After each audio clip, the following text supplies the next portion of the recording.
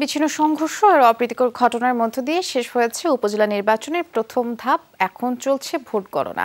সকাল ৮টায় ৭৮ উপজেলায় একযোগে ভোট নেওয়া শুরু হয়। দিনের প্রথম ভাগে কেন্দ্রগুলোতে ভোটার উপস্থিতি ছিল কম। বেলা বাড়ার সাথে সাথে কিছুটা বাড়তে থাকে সে সংখ্যা। পুরুষের পাশাপাশি প্রায় সব কেন্দ্রে নারী ভোটারের উপস্থিতি ছিল। আজকের ভোটে উপজেলা পরিষদের চেয়ারম্যান, ভাইস চেয়ারম্যান ও নারী ভাইস চেয়ারম্যান নির্বাচিত হবেন। প্রথম দফায় ৫,৮৪৭টি কেন্দ্রে ভোট নেওয়া হয়। এই নির্বাচনে ভোটার ১,৪২,০০,০০০।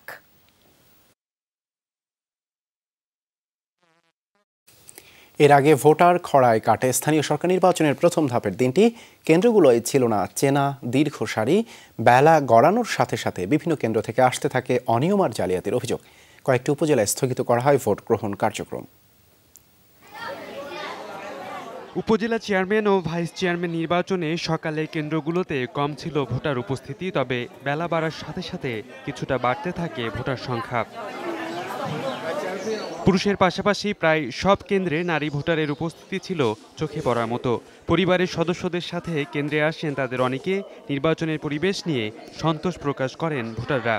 খুব সুন্দর শৃঙ্খলভাবে ভোট দিতেছে, এখানে কোনো ভোটের দিতে কোনো সমস্যা নাই। আওয়ামী লীগের যে দুইজন প্রার্থী আছে না, এরা কন্টেস্ট করতেছে, কিন্তু কোনো জ্ঞানদাম নাই। আমি নতুন ভোটার, এবার নির্ভয়ে শান্তিপূর্ণভাবে ভোটটা দিতে পারছি।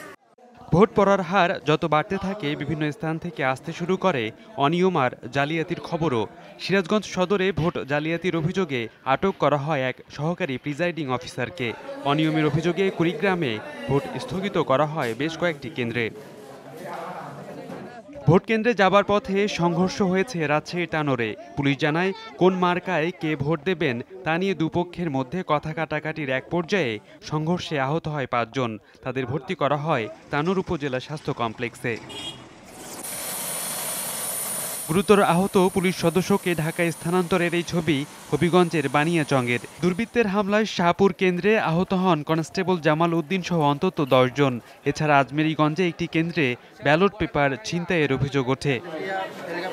এবার দলীয় ভিত্তিতে এই নির্বাচনে অংশগ্রহণ করেনি বিএনপি সহ বেশ কয়েকটি রাজনৈতিক দল ও জোট। ফলে আওয়ামী লীগ মনোনীত প্রার্থী ও ক্ষমতাসীন দলের স্বতন্ত্র প্রার্থীর মধ্যেই মূল প্রতিদ্বন্দ্বিতা। রাকিব খান, যমুনা নিউজ।